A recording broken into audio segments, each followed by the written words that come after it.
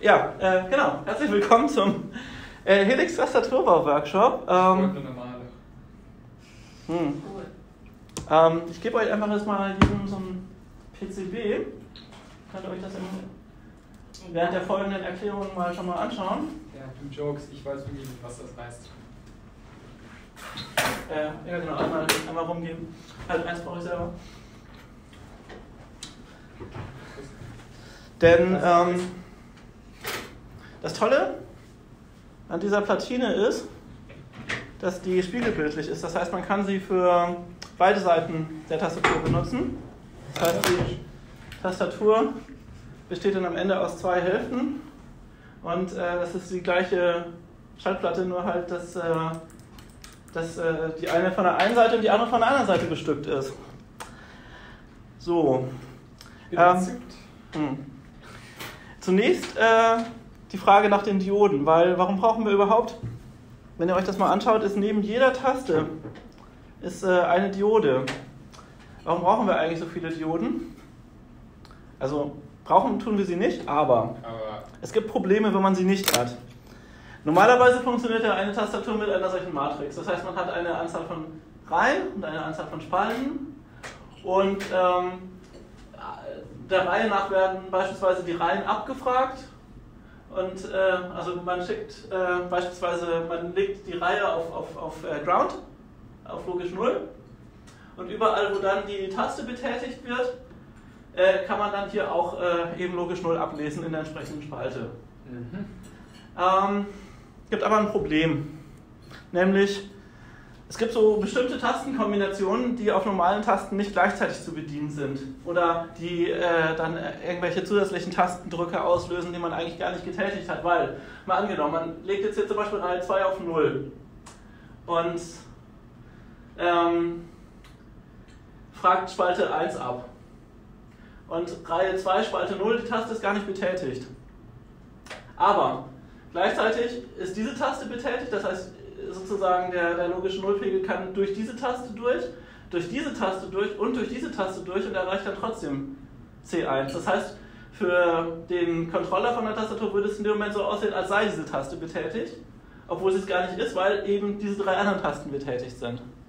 Und genau das wollen wir ausschließen und deswegen kriegt jede einzelne Taste eine Diode, sodass wirklich immer nur der Strom sozusagen durch diese Taste fließen kann auf die entsprechende Spalte. Das heißt, selbst wenn die hier betätigt wäre, okay, dann würde das hier hinfließen, aber es könnte dann hier nicht zurückfließen durch diese Taste, weil die Diode ja den Strom sozusagen nur in eine Richtung passieren lässt.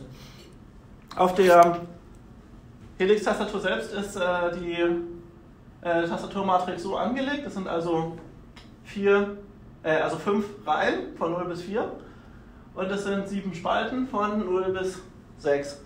Die letzte Spalte hat nur 2 Tasten, weil hier oben ja der ganze Controller ist und die Verbindung. Man kann sogar hier unten, das ist so perforiert, man könnte theoretisch die letzte Reihe sogar noch abbrechen, dann hätte man eben 7 Tasten weniger, aber das ist gar nicht so praktisch, deswegen machen wir das nicht. Aber man könnte. So, wie ist das jetzt mit den Dioden? Ich habe hier mal welche vorbereitet zum Anschauen. Die sind etwas klein. Das sind sogenannte Mini-MELF-Dioden. Wie heißen die? Mini-MELF. MELF ist die Abkürzung für Most End Up Lying on the Floor, weil die nämlich rund sind und deswegen schnell weglaufen. Aber man sieht, eine Seite der Diode ist dunkler. Das stimmt. Das ja. ist mir auch. Und das ist genau die Seite, die im Schaltplan oder auch im Bestückungsaufdruck die Linie hat. Das heißt, sozusagen der Ring muss zum Ring. So, jetzt. Das ist jetzt mal so erklärt, dass ich es auch... Zeigt die Kathodenseite an, sozusagen. Und es gibt so, manche Leute sagen, SMD sei schwer zu löten. Das ist eigentlich so die halbe Wahrheit. SMD ist eigentlich einfacher zu löten als TTH. TTH sind die ganzen Bauelemente, die man durch die Platine durchsteckt und dann sozusagen auf der anderen Seite verlötet. Ein Beispiel dazu wären zum Beispiel hier unsere Tasten. Der Punkt ist, SMD braucht man nirgendwo durchstecken oder so, man legt die einfach auf die Seite und lötet sie da fest. Das ist hier mal so eine kleine Erklärung, wie man das eigentlich macht. Genau. Man verzimmt eins der Pads, dann drückt man mit der Pinzette das Bauelement da rein, während man das nochmal erhitzt, sodass sozusagen die eine Seite festgelötet ist, und dann lötet man die andere auch noch fest und dann ist es super. Das würde dann so aussehen in der Praxis. Also man hat hier so eine Lötkehle, das ist hier kein Blob oder so, das ist hier wirklich so eine schöne Kehle, das heißt, es ist hier so konkav. Weil dann hat man es richtig gemacht. Wenn es nicht gut gelötet ist, dann würde es zum Beispiel hier so rund laufen oder so, oder wäre hier nicht ordentlich fest oder so. Dadurch, dass das hier so diese Kehle macht, sieht man, es ist hier festgelötet und da festgelötet. So. Die Dioden sind relativ einfach, die sind deswegen auch SMD-Dioden, die theoretisch wären auch bedrahtete Dioden gegangen, aber die sind eine relativ gute Vorübung für die RGB-LEDs. Da sind auch welche in der Schale drin zum Anschauen. Davon haben wir auch pro Taste eine, und das sind spezielle RGB-Dioden, die haben einen eingebauten Controller, deswegen lassen sie sich relativ einfach steuern. Es gibt nur einen einzigen Pin vom Controller, der sämtliche dieser Dioden steuert. Die sind nämlich alle miteinander verbunden. Das heißt, das Signal geht in die erste Diode rein, wird da ausgewertet, geht dann der Rest sozusagen, was diese Diode selber nicht auswertet, geht in die nächste rein und so weiter und so weiter und so weiter. Und wenn man hier unten die letzte Reihe abgebrochen hat, muss man diese Jumper verbinden, damit das sozusagen hier direkt weitergeht. Aber das machen wir ja nicht, deswegen brauchen wir das nicht. So sehen diese Leuchtdioden in groß aus. Ihr seht also, hier sind die 4 Anschlüsse. Das hier ist der eigentliche Controller. Das ist ja winzig. Ja. Und das sind die 3 LEDs. Das hier ist die grüne, das ist die rote und das ist die blaue. Und die werden eben hier von dem Controller gesteuert. Und wie funktioniert das jetzt, die anzusprechen? Es gibt eben einen Code für 0 und einen Code für 1. Die entsprechenden Zeiten stehen hier. Und einen für Reset. Und man schickt immer Reset und dann schickt man so viele Daten, wie man durch die Dioden haben will. Also wenn wir jetzt hier 32 Leuchtdioden haben, dann brauchen wir eben 32 mal 24 Bit. 24 Bit deswegen, weil pro Farbkanal brauchen wir 8 Bit Helligkeit. Und wie gesagt, die Dioden sind halt hintereinander geschaltet und das funktioniert so, ich schicke sozusagen in die erste Daten rein, die ersten 24 Bit bleiben in der Diode, werden da ausgewertet, steuern die Helligkeit dieser Diode, der Rest wird weitergeleitet zur nächsten. Da bleiben dann die nächsten 24 Bit und der Rest wird dann weitergeleitet zur nächsten und so weiter, bis das irgendwann der Reset kommt, dann geht es von vorne los. Dann greift die erste sich wieder, die ersten 24 Bits, die reinkommen. Deswegen können wir eben sehr viele Leuchtdioden mit nur einem einzigen Pin vom Mikrocontroller steuern. Ziemlich coole Sache das. Die sind tatsächlich ein bisschen schwer zu löten. Ich habe deswegen ein Tool aus dem 3D-Drucker rausgeholt, nämlich eine LED-Einlöthilfe. Müsste eigentlich auch in der Schale sein. Das ist so ein flaches Plastikteil mit einem etwas erhöhten Plastikteil. Und das etwas erhöhte Plastikteil kann man hier immer in so ein Loch für eine LED machen. Und dann kann man die LED da drauf machen. Dann müsste sie genau auf der richtigen Höhe sein, damit man sie festlöten kann. Ja, das ist schlank. Ja. Ja, und dann muss immer, die haben ein Pad, das am größten ist. Also hier, das ist das kleinste, das hier ist so ein bisschen so L-förmig, das hier ist so I-förmig und das hier ist das größte, das ist irgendwie so quadratisch. Und das muss immer da sein, wo auf dem Bestückungsaufdruck so ein kleiner Kringel aufgedruckt ist, so ein kleiner Donut. Das ist immer da, wo das größte Pad hin muss. Und dann muss man die löten, alle 4. Kringelchen. So, mit Kringelchen und große L-Stücke, da komme ich mit klar mit der Erklärung. Das macht jetzt alles sehr Sinn. gut. Man muss sie dann so löten, dass halt alle 4 mit den entsprechenden Pads auf dem Board verbunden sind.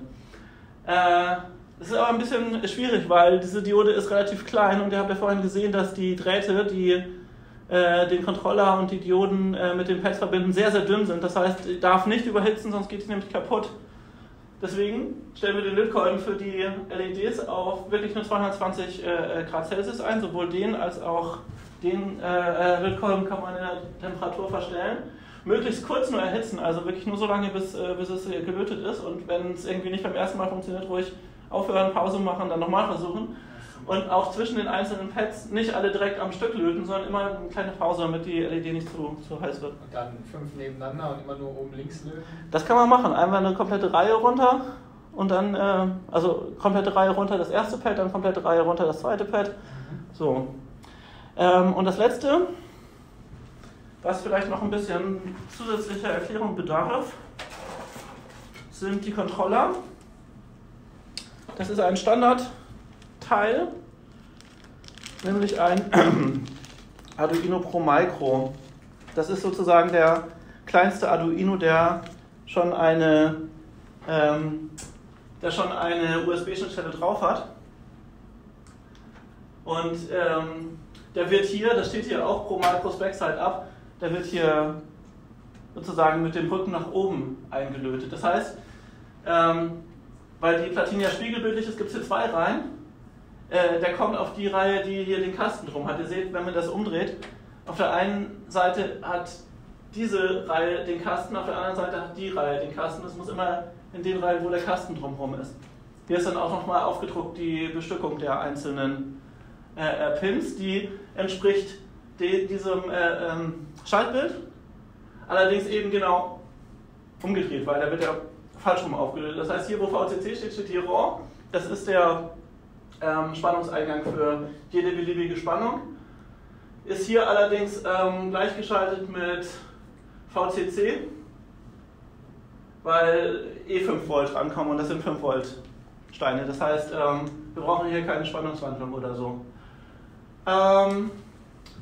Und hier unten, eben auch weil es spiegelbildlich ist, sind diese 4 Pins hier die gleichen, da kommt das OLED-Display drauf.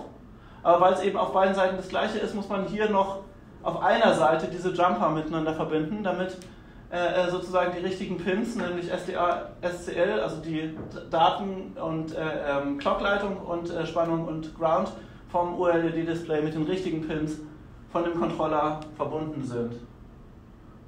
Aber wie gesagt, das kann man eigentlich nicht falsch machen, das erklärt sich selbst. So, dann würde ich sagen, fangen wir doch einfach mal mit den Dioden an und dann gucken wir mal, wie gut das klappt. Das war's schon. Das war jetzt das theoretische Vorgeplänkel, jetzt kommen wir ins Doing. Ja. Ja, bin ich gefragt. So, tut euch mal immer zu zweit zusammen. Ja, 2 Gruppen. Eine Loops zusammen oder eine Kanone? Und nehmt euch jeweils einen Lötkolben. Achso, Ich hab vielleicht noch ganz kurz, um das mit dem Löten ein wenig zu vereinfachen. Also ich habe hier generell erstmal Bleilot, das funktioniert bei niedrigen Temperaturen als das Bleifrei und ist weniger giftig. Bleilot, gutes Bleilot. Und dann habe ich hier auch noch Lötwasser. Ich weiß nicht, wie gesund das ist, aber das hilft beim Löten, weil es einfach... Praktisch Zielwasser, genau. Und falls man irgendwas falsch macht, habe ich hier auch noch Endlötlitze. Damit kann man also Lot auch wieder entfernen.